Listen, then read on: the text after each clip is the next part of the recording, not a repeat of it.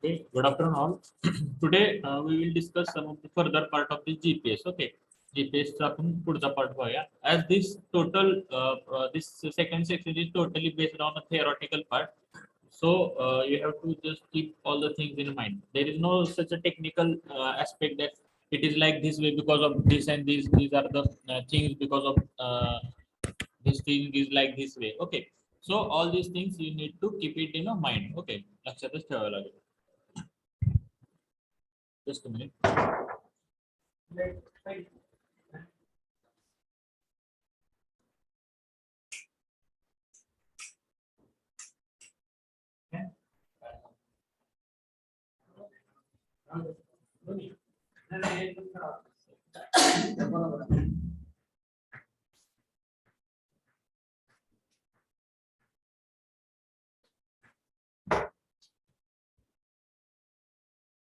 So today we will discuss how a receiver determines its position. Okay, GPS receivers काय असतात ते आपण आज पाहणार आहोत.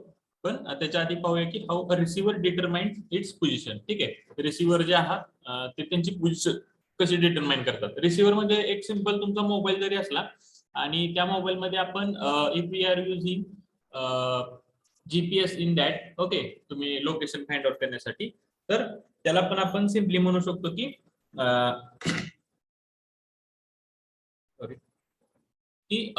We are using that GPS technology in our mobile. Okay, तर त्याच्यासाठी it have to find its position. ठीक आहे, तो कोऑर्डिनेट्स फाइंड आउट करतो स्वतःचे. तर ते कसे फाइंड आउट केले जातात ते बघूया.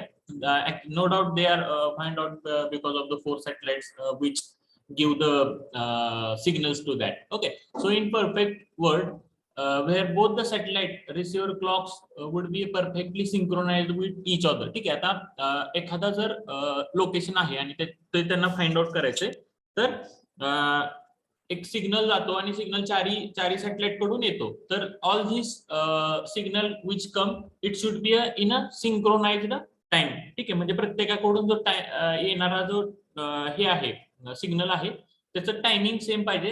Then and only then it can synchronise it. This is the exact position. म्हणजे याच्यात त्याचं टाइम सिंक्रोनायझेशन खूप महत्वाचं आहे.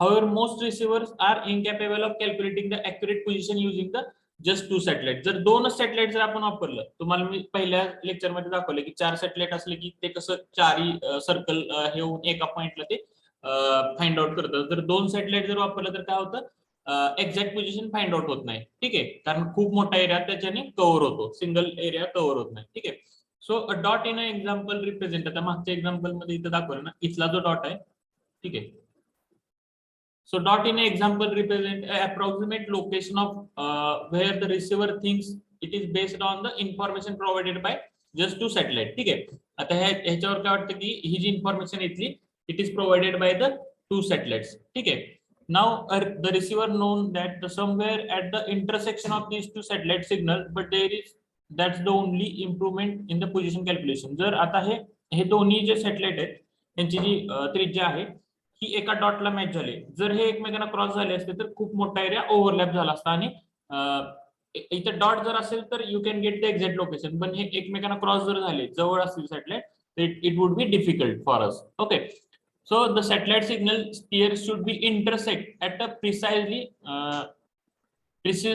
the receiver's location, but don't because the clock in the GPS receiver isn't yet synchronized with the GPS time. ठीक आहे. GPS टाइमला त्यांचं सिंक्रोनायझेशन झालं पाहिजे. So the receiver estimate a pseudo range of each satellite. Receiver काय करतो, त्याच्यामुळं प्रत्येक सॅटेलाइटची स्युडो रेंज म्हणजे सिंक्रोनाइज रेंज आहे ना, तो रिकॉग्नाइज करतो. Okay. This in turn means that the yellow dot position, ठीक आहे, याच्यातली जी येलो डॉट पोझिशन आहे ही. Okay. So this turn means that the yellow dot position shown in the example is very crude. ठीक आहे, अशी मिळेलच असं सांगता येत नाही दोन सॅटेलाइट असल्यावर. ठीक आहे. The area covered by the yellow on the earth surface is many miles wide. ठीक आहे. आता हा एरिया जर इथं पृथ्वी आहे, ह्या दोन्ही जर पृथ्वी असतील तर हा एरिया पृथ्वीवर खूप मोठा असणार आहे. ठीक आहे. So the receiver must continue to acquire more satellite signal to refine its position. ठीक आहे. त्याच्यामुळं फक्त दोन सॅटेलाइटने जर तुम्ही पोझिशन फाइंड आउट करायला गेला तर it would be difficult to find the exact location. Okay. So तीन जर सॅटेलाइट असेल तर कसं होतंय बघा, हा एक गेला, हा दुसरा गेला आणि तिसरा आल्यामुळं ह्याच्यात कॉमन एरिया हा आणि हा कॉमन एरिया येतो 2D पोझिशनला. आणि त्याच जागी जर चार जर आले तर हा बघा, हा एक सॅटेलाइट आहे, हा एक सॅटेलाइट आहे, ही जी आहे त्यांची रेंज आहे. ठीक आहे. then हा एक सॅटेलाइट आहे, त्याची ही रेंज आहे, ह्या सॅटेलाइटची, ह्या सॅटेलाइटची ही रेंज आहे. या चारही सॅटेलाइटचं सिंक्रोनायझेशन कसं झालंय बघा, हा आणि हा जर घेतला तर ह्या दोघांचा हा कॉमन एरिया झाला. ठीक आहे. हा आणि हा घेतला तर ह्या दोघांचा हा कॉमन एरिया झाला. हा आणि हा जर घेतला शेजारचा तर हा कॉमन एरिया, म्हणजे सगळ्यांचा कॉमन एरिया जर तुम्ही बघायला गेला तर हा सिंगल डॉट आहे. ठीक आहे. So 3D position find out करण्यासाठी किंवा एक्झॅक्ट लोकेशन काढण्यासाठी आपल्याला मिनिमम 4 सॅटेलाइट लागतात. आता हे पूर्ण आपण एवढं पुराण ऐकतोय, ह्याच्यावर एकच क्वेश्चन असतो नेहमी, लेटले काय असला तर how many satellites are required to find out the exact location of any point on the earth. Minimum number of satellite required to find the exact position of the point on the earth is किती, तर 4. बस एवढंच ह्याच्यावर question असतं. ठीक आहे. त्याच्यापेक्षा कमी असतील तर इट वुड बी डिफिकल्ट, कारण लोकेशन ओव्हरलॅप होत आहेत. ठीक आहे. Now we will see the sources of GPS errors. ठीक आहे. आता जीपीएस मधले जे सोर्सेस आहेत हे जस्ट तिथं दिलेले आहेत, तुम्हाला माहित असावं म्हणून. ठीक आहे. तर सॅटेलाइट क्लॉकचा जो एरर आहे तो 1.5 to 3.6 मीटर हे स्टँडर्ड सिव्हिलियन युजर्ससाठी, कारण हे एरर जे आहेत ते सिव्हिलियन युजर्सला जरा जास्त ठेवले असतात. पण मिलिटरी पर्पजसाठी जर हे सॅटेलाइट आपण वापरत असू किंवा हे जीपीएस टेक्नॉलॉजी वापरत असेल तर जास्त अॅक्युरेट असते. ठीक आहे. पण सिव्हिलियन युजर्ससाठी असेल तर थोडासा error, amount of error would be high. ठीक आहे. कारण जेवढं तुम्ही एरर मिनिमाइज कराल तेवढी कॉस्ट वाढत जाते आणि सिव्हिलियन पर्पजसाठी जास्त कॉस्ट द्यायची काही गरज नाही. मिलिटरी पर्पजसाठी असेल तर ते जास्त अॅक्युरेट डेटा आपण वापरतो. Okay. So clock error 1.5 to 3.6 metre मध्ये आहे. Then orbital error less than 1 metre. Then ionosphere it is 5 to 7 metres. Troposphere म्हणजे हे स्पियर्स म्हणजे आपल्या पृथ्वीच्या बाहेरचे जे वातावरण आहे ना त्याच्यातलं दिलंय 0.5 to 0.7 metre. Then receiver noise point, हे पण विचारत नाहीत, हे जस्ट होतं म्हणून टाकलं इथं. User error up two kilometre or more. ठीक आहे. तुम्ही जरी तुमच्या मोबाईलमध्ये जीपीएस टेक्नॉलॉजी वापरली तर तिथं लिहिलेलं असते बघा 10 मीटर पर्यंत अॅक्युरेसी आहे.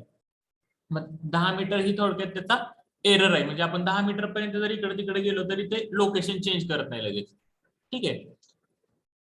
So we will see this sources of errors over here. ठीक आहे. सॅटेलाइट क्लॉक एरर एक आहे. देन ऑर्बिटल म्हणजे ऑर्बिटलच्या लोकेशन जे आहेत त्याच्या आणि लोनोस्ग्रोपिक इंटरफरन्स त्याचा एक एरर आहे. ह्याचे जे एरर्स आपण हे बघितले ना आधी, मला वाटतं मागच्या लेक्चरला बघितले आपण हे सोर्सेस ऑफ एरर्स कशामुळे. तर इथं जर समजा बिल्डिंग असेल आणि सॅटेलाइट कडून जर सिग्नल्स आले, हे सिग्नल्स असे बिल्डिंगला थटून जर ह्या गाडीने जर रिसिव्ह केले, डायरेक्टली आले नसतील तरी तुमचा एरर येणार. ठीक आहे. किंवा इथं ऍटमॉस्फिअर आहे अर्थचं, म्हणजे वातावरण आहे, त्या वातावरणात वेगवेगळ्या जसं हाईट वाढेल तसं टेम्परेचर चेंज होत जातं किंवा density of that air get changes. Okay. त्याच्यामुळे ही जी रे आलेला आहे, डेन्सिटी चेंज झाली की तुम्हाला माहिती आहे एका मीडियम मधून दुसऱ्या मीडियम मध्ये जाताना जर डेन्सिटी चेंज होत असेल तर तो रे त्याची डायरेक्शन चेंज करतो. तुम्ही प्रिझम पाहिला असेल. ठीक आहे.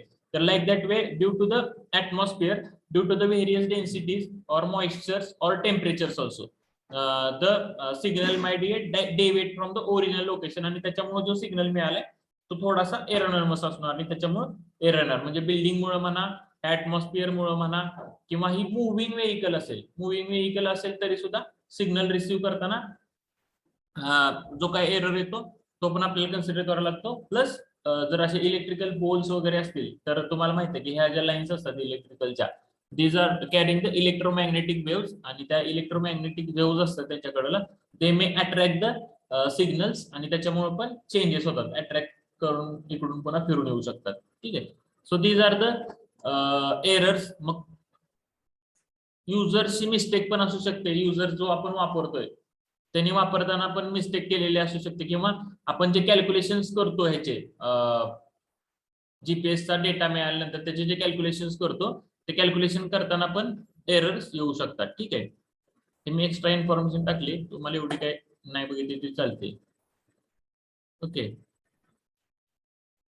आता बघा मेथड्स ऑफ ऑब्झर्वेशन किंवा जीपीएस सर्विंग टेक्निक्स आपल्याला बघायचे आहेत. आता जीपीएस सर्विंगचे जे टेक्निक्स आहेत ते आपल्याला बघायचे. तर इथं बघा हा लोकेशन आहे. ह्या लोकेशनला ह्या चार सॅटेलाइटनी फाइंड आउट केले. ठीक आहे. मग हा आहे, हा रिसिव्हर आहे, आणि these are the satellites S1 S2 S3 आणि S4. या 4 सॅटेलाइटच्या सहाय्याने हा जो पॉइंट आहे हा फाइंड आउट केलाय. ठीक आहे. ह्याला आपण पॉइंट पोझिशनिंग म्हणतो. ठीक आहे. आता हे 4 सॅटेलाइट आहेत 1 2 3 4, आणि ऍडिशनली कधी कधी आपण एखादा सॅटेलाइट वापरू शकतो. एखादा एरिया जर कव्हर होत नसेल, मिनिमम 4 लागतात, एखादा एक्स्ट्रा पण वापरू शकतो, आणि त्यांनी आपण वेगवेगळे लोकेशन असे फाइंड आउट करतो. ठीक आहे. तर ह्याचे जे मेथड्स आहेत ऑब्झर्वेशनचे, तर स्टॅटिक सर्वे टेक्निक आहे, सेकंड काय तर डायनॅमिक सर्वे टेक्निक, आणि third is a differential GPS, that is DGPS. ठीक आहे. असे 3 टेक्निक्स आहेत जीपीएसच्या. तर स्टॅटिक बघूया आधी आपण. Traditional static serving, this was the first high precision method developed for the GPS requiring at least 2 receivers. आता ही स्टॅटिक सर्वे टेक्निक म्हणजे स्टॅटिक म्हणजे स्टँड, थांबलेली अशी, मुव्हिंग नाही येते. ठीक आहे. तर this is the traditional static surveying technique, म्हणजे ट्रॅडिशनल म्हणजे जुन्या काळापासून चालत आलेली. ठीक आहे. So this is the traditional static surveying. This was first high precision method developed by the GPS requiring at least 2 receivers. आता आपण जे टेक्निक वापरतो त्याच्यामध्ये एकच रिसिव्हर आपल्याकडे, पण ही जी आहे स्टॅटिक सर्वे टेक्निक त्याच्यामध्ये 2 रिसिव्हर आपण वापरायचो आधी. ठीक आहे. अँटिना जो असतो हा अँटिना पण एक प्रकारचा रिसिव्हरच आहे. ठीक आहे. Both the receivers involved remain fixed in the position. ठीक आहे. आता दोन्ही जे रिसिव्हर्स आहेत हे फिक्स पोझिशन आहे, का तर आपण याला स्टॅटिक सर्वे म्हणतो. ठीक आहे. एखाद्या ठिकाणी ते दोन्ही रिसिव्हर, छत्र्या आपण आधीच्या काळी बघितलं असेल की घरातलं हे येण्यासाठी, केबलसाठी जे छत्र्या लावायचे, किंवा आता पण आपण टाटा डिश टीव्ही वगैरे ते लावतो, ते एक प्रकारचे रिसिव्हर आहे. ठीक आहे. तर तसे 2 रिसिव्हर एका ठराविक पोझिशनला फिक्स करतो आपण या स्टॅटिक सर्वे टेक्निक मध्ये. Accuracy is obtained, it is up to 5 to 10 mm plus or minus 1 to 2 ppm of the base line length. ठीक आहे. म्हणजे बेस लाईन म्हणजे काय, ह्या दोन ह्याच्यात जे डिस्टन्स आहे त्याच्या प्लस मायनस 5 to 10 mm पर्यंत ह्याची अॅक्युरेसी आहे. In this technique, the GPS positioning one base receiver is placed over the point known as coordinates. ठीक आहे. आता नोन कोऑर्डिनेटला एक आपण रिसिव्हर ठेवणार आहे, आणि while the other is placed over the new permanent station to be positioned. ठीक आहे. म्हणजे एक 2 आहेत, म्हणजे थोडक्यात जिथून सगळं आपण सूत्र हलवणार आहे तिथे एक रिसिव्हर आहे, जिथले लोकेशन आपल्याला फाइंड आउट करायचंय तिथं तो दुसरा रिसिव्हर ठेवणार आहे. म्हणजे एक फिक्सच असतो ऑफिसमध्ये असल्यासारखा, आणि एक जिथं लोकेशन फाइंड आउट करायचं तिथं असतो.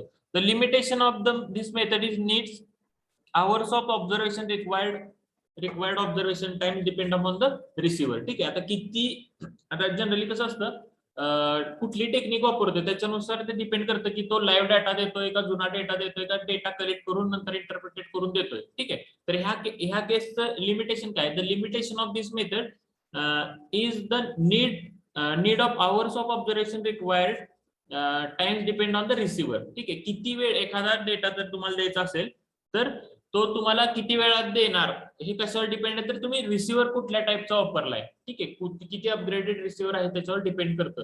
मग एखादा रिसिव्हर वीक असेल तर तो खूप वेळ त्याला डेटा कलेक्ट करायला जातो, आणि त्याने इंटरप्रिटेशन आणि ते it give the result. Okay. The satellite geometric configuration आणखी काय म्हणजे रिसिव्हरवर डिपेंड करतो. देन सॅटेलाइट जिओमेट्रिक कॉन्फिगरेशन म्हणजे सॅटेलाइट आता जेव्हा ते डेटा सेंड करतायत ते हवे कुठल्या कुठल्या लोकेशनला, त्यांचं कॉन्फिगरेशन काय आहे ह्याच्यावर पण डिपेंड करतं. Then length of base and atmospheric condition. Length of base म्हणजे त्या दोन सॅटेलाइट मध्ये जे डिस्टन्स आहे ते किती आहे, आणि ऍटमॉस्फेरिक कंडिशन जेव्हा ते सिग्नल्स येत आहेत तेव्हाच ऍटमॉस्फेरिक कंडिशन कशी आहे त्याच्यावर ह्याची अॅक्युरेसी डिपेंड करते. म्हणजे थोडक्यात काय सांगितलं, स्टॅटिक टेक्निक मध्ये दोन रिसिव्हर असतात, एक ऑफिसमध्ये असल्यासारखं एक फिक्स्ड असतो आणि एक जिथलं लोकेशन फाइंड आउट करायचं तिथं असतो. आणि ह्याची अॅक्युरेसी कशावर डिपेंड करते, तर ते रिसिव्हर्स जे वापरले दोन ते कुठल्या क्वालिटीचे आहेत, म्हणजे ते रिसिव्ह करण्याची कॅपॅसिटी काय आहे त्याच्यावर डिपेंड करतं. सेकंड, त्यांचं लेंथ, दोघांमधलं बेस लेंथ किती आहे त्याच्यावर डिपेंड करतं. ऍटमॉस्फिअर म्हणजे सॅटेलाइट जे सिग्नल सोडतायत ते सिग्नल रिसिव्हर पर्यंत पोहोचेपर्यंत मधलं जे ऍटमॉस्फिअर कसं आहे, म्हणजे हवा आहे का, डेन्स हवा आहे का, मॉइश्चर्ड हवा आहे, ढग आहेत मध्ये, ठीक आहे, त्याच्यावर डिपेंड करतं. Then position of the satellite त्या लोकेशनला, त्या सिग्नल सोडताना कुठल्या लोकेशनला आहे त्याच्यावर डिपेंड करतं, ठीक आहे. याच्यावर याची अॅक्युरेसी डिपेंड करते. This technique is used for the long line in the geometric control, then densification and photogrammetric control, ठीक आहे. Then second is a dynamic survey. आता फर्स्ट झाला जो स्टॅटिक सर्वे झाला, त्याच्यामध्ये दोन्ही रिसिव्हर हे फिक्स्ड होते. आता डायनॅमिक मध्ये बघा काय, this technique dynamic technique dynamic surveying implies some sort of motion. आता आपण गाडीमध्ये जे वापरतो ते डायनॅमिक टाइप जातं, म्हणजे किंवा रिसिव्हर जो आहे तो मुव्हिंग आहे, ठीक आहे, थांबलेला नाही रिसिव्हर पण मुव्हिंग आहे, ठीक आहे. So dynamic surveying implies some sort of motion, ठीक आहे. It allows the user to move during the surveying and collect the data on moving mode, ठीक आहे. म्हणजे तुम्ही पुढे जात असताना तो डेटा कलेक्ट करतोय. मोर upon the term kinematic is used place of dynamic in the literature, ठीक आहे. आता काही जण ह्याला कायनेमॅटिक पण म्हणतात किंवा आपण डायनॅमेटिक पण म्हणतो, ठीक आहे. म्हणजे कायनेमॅटिक म्हणजेच डायनॅमिक सर्वे थोडक्यात, म्हणजे मुव्हिंग वाला, ठीक आहे. However the two terms are little different. आता ह्या दोघांचा डिफरन्स काय बघा. This can be explain by the example of modelling the movement of the vehicle, ठीक आहे. व्हेइकलचं जर एक्झाम्पल घेतलं तर आपल्याला त्याच्यावर लक्षात येईल. In the 3-dimensional space which requires either knowledge of the forces causing the motion or the movement of the vehicle motion in the given 3-dimensional coordinate system. म्हणजे एखादी गोष्ट मुव्हिंग करत असेल आणि त्याला फोर्स अप्लाय केला तर तो फोर्स कमी असू शकतो कारण ती पुढे मूव्ह करते, ठीक आहे. असंच काहीतरी याच्यामध्ये पण तो सिग्नल येतोय पण ती गाडी मूव्ह करते, मग तो सिग्नल मागचा रिसिव्ह करायच्या ऐवजी पुढचा रिसिव्ह करतो, त्यामुळे असे करेक्शन त्यांना अप्लाय करायला लागतात. स्टॅटिक असेल तर डायरेक्टली तो डेटा मिळतो आणि डायरेक्टली ते इंटरप्रिटेशन करू शकतात. पण मुव्हिंग असेल तर जेव्हा तो डेटा तिकडून सोडलेला आहे आणि आत्ताची गाडीची पोझिशन दुसरीकडे आहे, मग ह्याचं त्यांना कॅल्क्युलेशन करून त्यांना डेटा इंटरप्रिटेशन करावं लागतं. म्हणजे पोझिशन मागं असताना सिग्नल मिळालाय असं समजून सगळ्या गोष्टी कॅल्क्युलेट कराव्या लागतात, ठीक आहे. The modelling of orbit for the GPS satellite is dynamic procedure. as soon as the position of the satellite are assumed known as can be considered kinematic procedure. ह्याला आपण म्हणजे मुव्हिंग जर असेल तर ह्याला आपण कायनेमॅटिक प्रोसिजर असं म्हणतो, ठीक आहे. आता डायनॅमिक सर्वे मध्ये बघा, त्याला त्याचे पुन्हा टाइप केले तर rapid static surveying, pseudo static surveying, kinematic surveying आणि ट्रॅडिशनल सर्वेइंग, ठीक आहे. ह्याच्यावर पण जास्त काही क्वेश्चन येत नाही, फक्त नाव लक्षात ठेवा. डायनॅमिक म्हणजे मुव्हिंग जर असेल तर असे 4 टाइप आहेत. Rapid static surveying, pseudo static, then kinematic survey आणि ट्रॅडिशनल कायनेमॅटिक सर्वे, ओके. आता इथं बघा, relative accuracy of GPS method दिले. नीट चार्ट बघा, लक्षात येईल तुम्हाला. ही मेथड आहे स्टॅटिक, देन ही फास्ट स्टॅटिक, ही स्युडो स्टॅटिक आणि ही कायनेमॅटिक, ठीक आहे. ह्या 4 मेथड्स आहेत डेटा कलेक्ट करायच्या.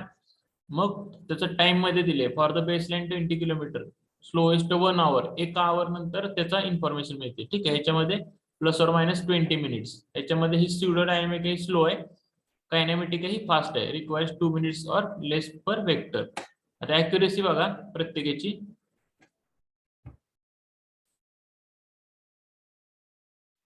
स्टॅटिक जे आहे ते जास्त अॅक्युरेट आहे, का तर जे रिसिव्हर्स आहेत ते स्टॅटिक म्हणजे एका जागी बसले, त्यामुळे त्यांना एक्स्ट्राचं कॅल्क्युलेशन करावं लागत नाही. सो स्टॅटिक हे नेहमी हाय अॅक्युरेट तुम्हाला इन्फॉर्मेशन देणार. देन फास्ट स्टॅटिक जर असेल तर it is having the lower accuracy किंवा मीडियम अॅक्युरेसी. स्युडो डायनॅमिक असेल तर लोअर अॅक्युरेसी आणि कायनेमॅटिक असेल तर म्हणजे अॅक्युरेसी कमी होत जाते. तुम्ही स्टॅटिकला कधी पण जास्त अॅक्युरेसी राहणार कारण ते थांबलेल्या पोझिशन मध्ये, आणि जर मुव्हिंग असलेले कायनेमॅटिक, स्युडोस्टॅटिक किंवा फास्ट स्टॅटिक असेल तर त्यांची अॅक्युरेसी कमी होत जाते. ठीक आहे, याला रिस्ट्रिक्शन नाही येत आहे स्टॅटिक्सला. फास्ट स्टॅटिक्सला नीड फास्ट स्टॅटिक रिसिव्हर जे आहेत हे वेगळ्या टाईपचे लागणार आहेत, का तर तुमची गाडी पण मूव होते, त्याला जुना डेटा कॅल्क्युलेट करायचा आहे. सो ह्याला वेगळ्या टाईपचे रिसिव्हर्स लागतात. स्युडोस्टॅटिक्सला required 2 variants to the position list 1 hour apart. म्हणजे हे काय सांगितलंय थोडक्यात, हे एवढं तुम्हाला ह्याच्यात काय विचारत नाही, फक्त एवढं लक्षात ठेवा, जर मुव्हिंग असेल तर तुम्हाला वेगळ्या टाईपचे हाय ग्रेडचे रिसिव्हर्स लागणार आहेत आणि त्याची अॅक्युरेसी कमी असणार आहे. आणि हे जे आहेत स्टॅटिक जर असतील तर ते अॅक्युरेसी तुम्हाला जास्ती देणार आहे, त्याला वेगळे असे स्पेशल काय रिसिव्हर्स लागणार नाही. ठीक आहे, then we will see the receivers.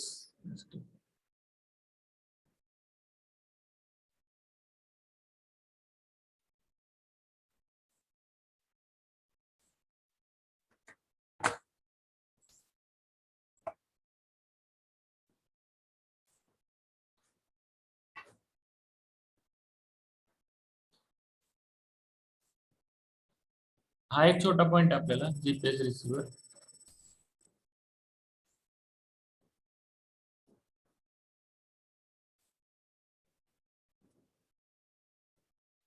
आता ह्याच्यात मला एक छान पीपीटी मिळाली, त्याच्यामध्ये जीपीएस रिसिव्हरची इन्फॉर्मेशन आहे आणि बाकीची पण आहे. ठीक आहे, ह्याच्यात शेप ऑफ द अर्थ दिले, आपलं नॉमिनल सर्वे. ठीक आहे, प्लेन वर्सेस जिओडेटिक सर्वे.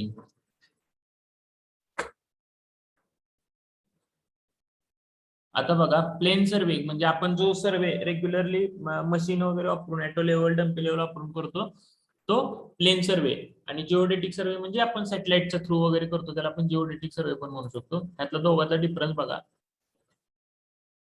प्लेन सर्वे जर असेल, ओके, जर प्लेन सर्वे असेल म्हणजे ऍटो लेवल, डम्पी लेवल ह्याचा उपयोग करून, तर बघा पृथ्वी अशी आपण जनरली 240 किलोमीटर पर्यंत जर स्क्वेअर किलोमीटरचा जर एरिया असेल तर आपण प्लेन सर्वे करतो, पण त्याच्यापेक्षा जास्त असेल तर आपण जिओडेटिक सर्वे म्हणतो. आपल्याला कर्वेचर करेक्शन कन्सिडर करावं लागतात. ठीक आहे, म्हणजे अर्थ जे आहे, पृथ्वी जी आहे कर्वड आहे असं आपण कन्सिडर करतो.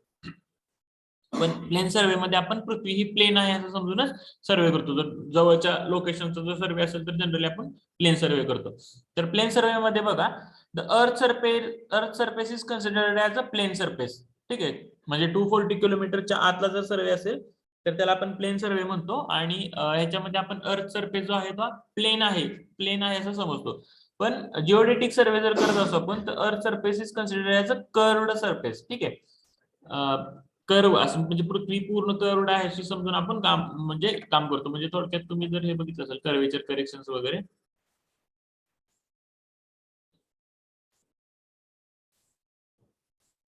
सपोज दिस इज अर्थ आणि तुम्ही याच्यावर काम करताय समजा पृथ्वीवरती, आणि तुम्ही इथं तुमचे इन्स्ट्रुमेंट सेट केले. ओके, इथं तुम्ही इन्स्ट्रुमेंट सेट केले.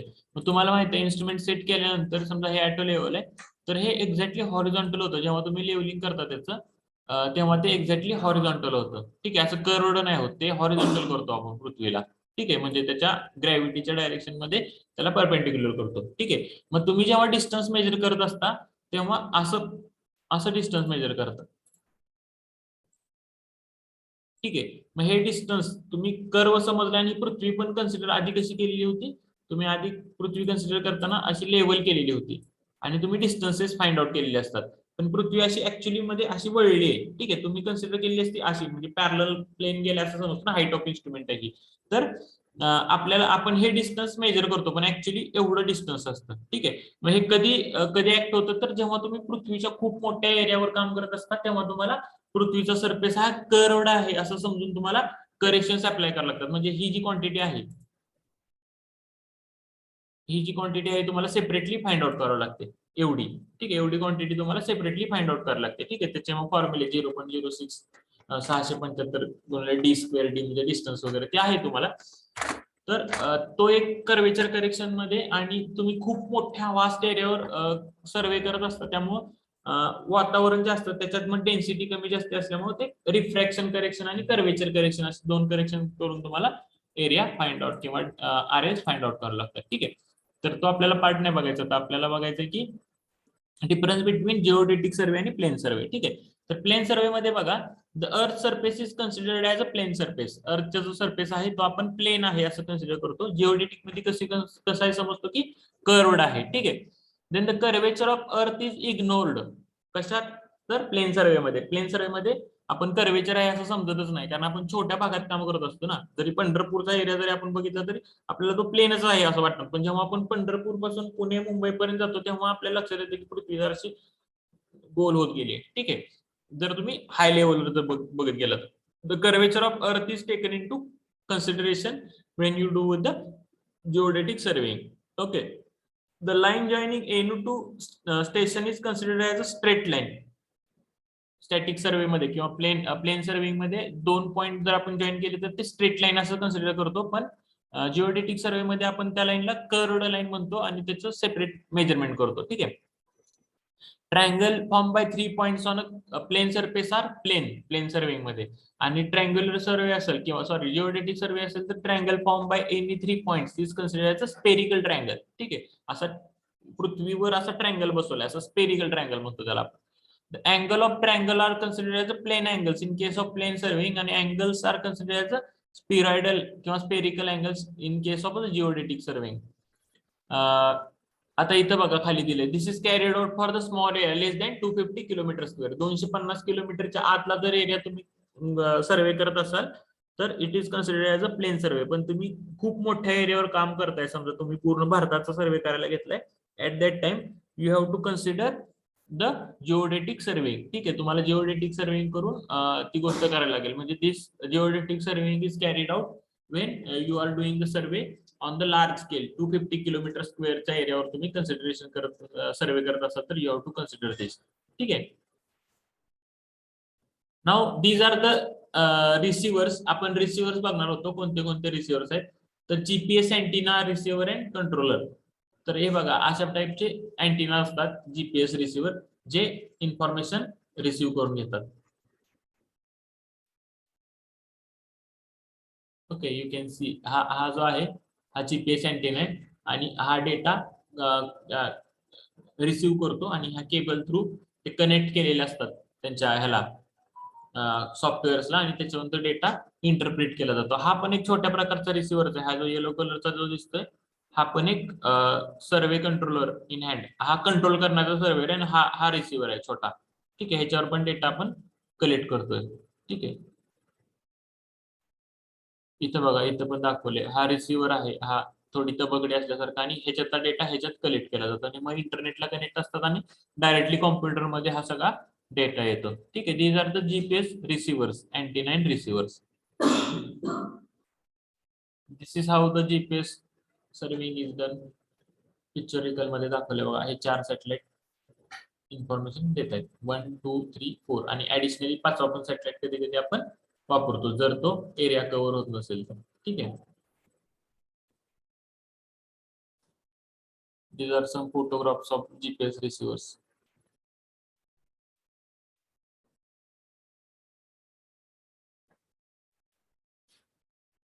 हे 24 सॅटेलाइट पृथ्वीच्या भोवती फिरतो आपण जे म्हणतो ना, त्या प्रत्येक सॅटेलाइटची ऑर्बिट आहे. ठीक आहे, वेगवेगळ्या अशा ऑर्बिटमध्ये हे पृथ्वीच्या भोवती 24 सॅटेलाइट मूव्ह होत आहेत आणि प्रत्येक 4 सॅटेलाइट एक ठराविक लोकेशन कव्हर करतायत. ठीक आहे, असे सहा लोकेशन कव्हर करायला 6×24 असे मिनिमम 24 सॅटेलाइट लागतात. पण आपण ऍडिशनली आणखी 5-6 सॅटेलाइट सोडलेले आहेत, जिथले एरिया अजून की कव्हर होत नाहीत किंवा जिथली इन्फॉर्मेशन ऍडिशनल इन्फॉर्मेशन पाहिजे तिथं एक्स्ट्रा सॅटेलाइट्स आपण सोडलेले आहेत. हे बघा, minimum 4 satellites are required for any position. ठीक आहे, एखादी पोझिशन जर फाइंड आउट करायची असेल तर मिनिमम तिथं 4. ठीक आहे,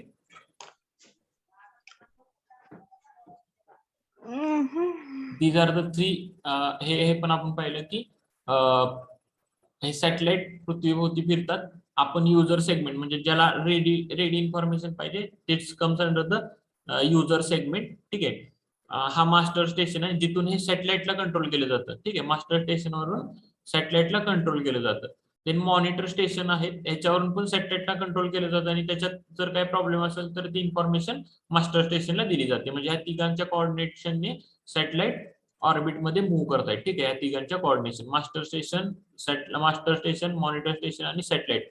ठीक आहे, या तिघांच्या ह्यानी कोऑर्डिनेशननी सॅटेलाइट मूव्ह होत आहेत. ठीक आहे, मग हे जे सॅटेलाइट आहेत त्यांना आपण स्पेस सेगमेंट म्हणतो. हे आपण आधी पाहिले की स्पेसमध्ये ते वर्किंग करतात.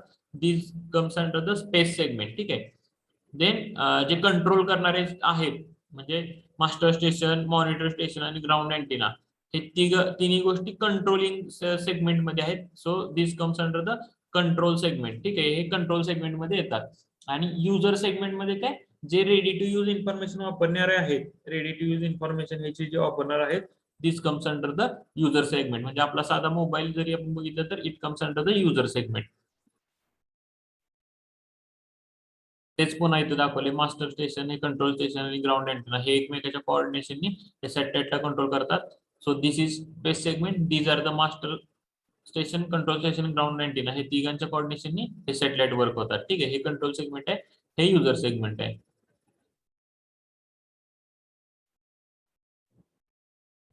युजर सेगमेंट मध्ये काय काय येतं, तर हे प्लेन मध्ये समजा वापरत असो तुम्ही, किंवा गाडीत वापरत असेल, किंवा एखादं रन गाड आहे, ठीक आहे, ते मिसाईल गाडी आहे, ते मी मिसाईल्स वापरतात तर त्याच्यामध्ये असेल, एखादं शिप असेल, ठीक आहे, जहाज वगैरे, त्याच्यामध्ये जीपीएस टेक्नॉलॉजी वापरत असेल, किंवा आपल्याला सर्वे करताना पण आपण इन्स्ट्रुमेंटला, आता टोटल स्टेशनला पण काय काय जीपीएस इनबिल्ट येतं. तर हे सगळं जे आहे ते युजर सेगमेंटच्या अंडर येतं.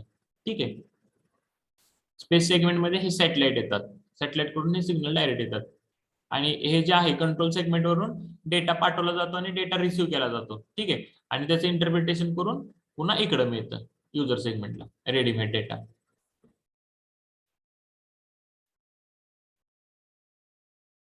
त्याचं दाखवलं की कंट्रोल सेगमेंट कसं वर्कआउट करतात. कंट्रोल स्टेशन जे पूर्ण पृथ्वीवरचे जे कंट्रोल स्टेशन आहे हे इथं दाखवले. ठीक आहे, मास्टर स्टेशन इथं लोकेट आहे, एकच मास्टर स्टेशन आहे पूर्ण पृथ्वीवर. ठीक आहे, युके मध्ये इथं आहे ते, सॉरी युएस मध्ये मास्टर स्टेशन. आणि त्याच्यानंतर मॉनिटर स्टेशन बघा, इथे काय, इथं इथं इथं इथं म्हणजे वेगवेगळ्या ठिकाणी मॉनिटर स्टेशन ते मॉनिटर करतायत सॅटेलाइटला आणि त्याची इन्फॉर्मेशन मास्टर स्टेशनला पाठवतायत. ठीक आहे, आणि ग्राउंड अँटिना पण वेगवेगळ्या ठिकाणी आहेत. प्रत्येक मॉनिटर स्टेशन पेक्षा ग्राउंड अँटिना पण दिलेला आहे. त्यात मॉनिटर स्टेशनला इन्फॉर्मेशन कशा कशा थ्रू येणार तर हे जे ग्राउंड अँटिना आहे त्याच्या थ्रू येणार.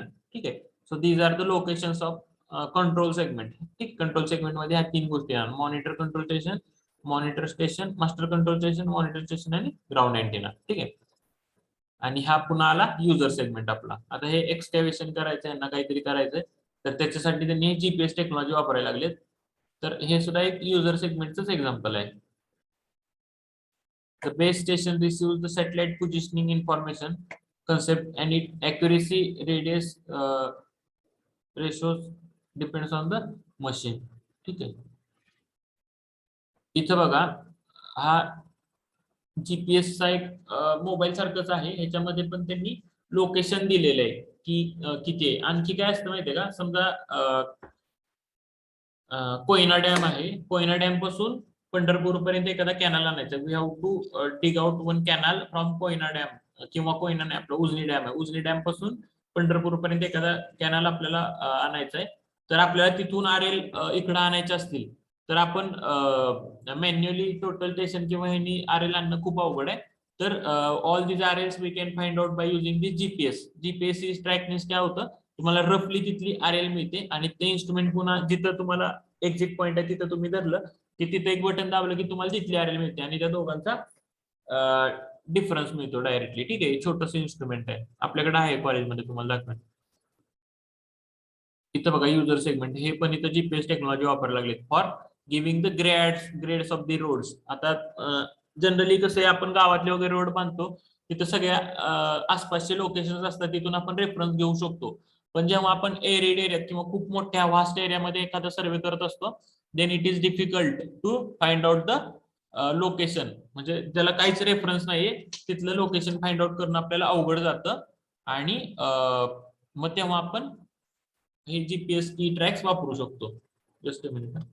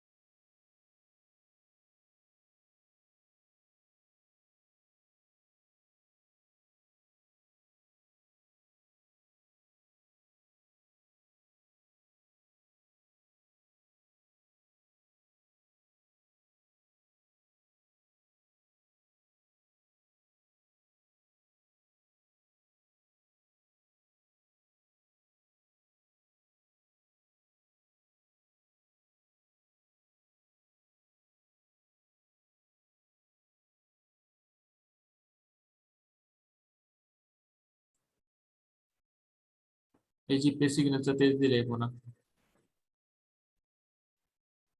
एवढं कॉम्प्लिकेशन मध्ये जाऊ नका, एवढं नाही आपल्याला काय विचारत. ठीक आहे. Signal code and double code receivers त्याचे एक्झाम्पल दिले तिथं. ते कोड रिसिव्हर्स आहे ते. These are the receivers. Signal frequency receiver, मग असा छोटासा रिसिव्हर असतो, दाखवला येतं. ठीक आहे. त्याच्यावर तुम्हाला कोऑर्डिनेट्स मिळतात की लॅटिट्यूड लॉंजिट्यूड किती हाईटला तुम्ही उभारला आहे वगैरे सगळं.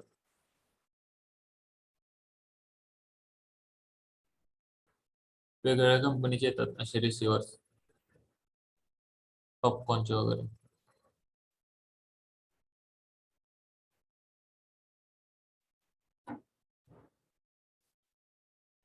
आणि ही इन्फॉर्मेशन आपण सॉफ्टवेअर मध्ये घेतली की आपल्याला डायरेक्टली असा मॅप तयार होतात. आता बघा हे कंटूर मॅप पण डायरेक्टली तयार होतात. ते सॉफ्टवेअर्स आहेत, सॉफ्टवेअर LIS CAD. ह्या सॉफ्टवेअर मध्ये आपण हा जीपीएस ची जी इन्फॉर्मेशन आहे डायरेक्टली त्याच्यामध्ये घेतली तर आपल्याला पूर्ण जो काही एरिया आहे हा असा प्रॉपर कंटूर मॅप वगैरे पण मिळतो डायरेक्टली. त्यांनी जस्ट फोटो हे केले तरी, सॉफ्टवेअर मधले फोटो आहेत. मेजरमेंट्स करता येतात आपल्याला. इलिव्हेशन वगैरे, इथं इलिव्हेशन म्हणजे हाईट काढली, लॅटिट्यूड लॉंजिट्यूड म्हणजे कोऑर्डिनेट्स आपण मिळतात डायरेक्टली वेगवेगळ्या पॉईंटचे. आणि इलिव्हेशन म्हणजे RL काय आहे त्याची.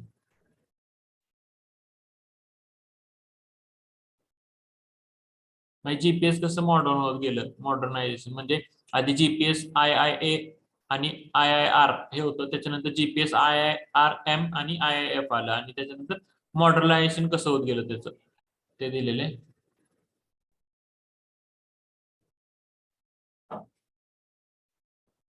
ओके, इथं आपलं चॅप्टर संपतोय हा. आपल्याला पुढचं चॅप्टर घ्यायचंय. जीपीएस जर तुम्ही कंटिन्यूस करत बसा तर तुम्ही खूप हँग होऊन जातात.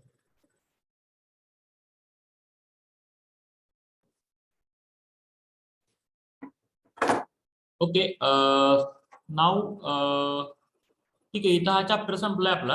आता नेक्स्ट चॅप्टर आपण आता चालू करण्यापेक्षा आपण एक काम करूया. We will see the as some of the students are also present in the class, so I can show you different parts. I can show you the auto level and total station also. Okay, आपला प्रॅक्टिकलचा part आहे ते आपण एक तासभर बघूया. Okay, next chapter आपण next लेक्चरला चालू करूया.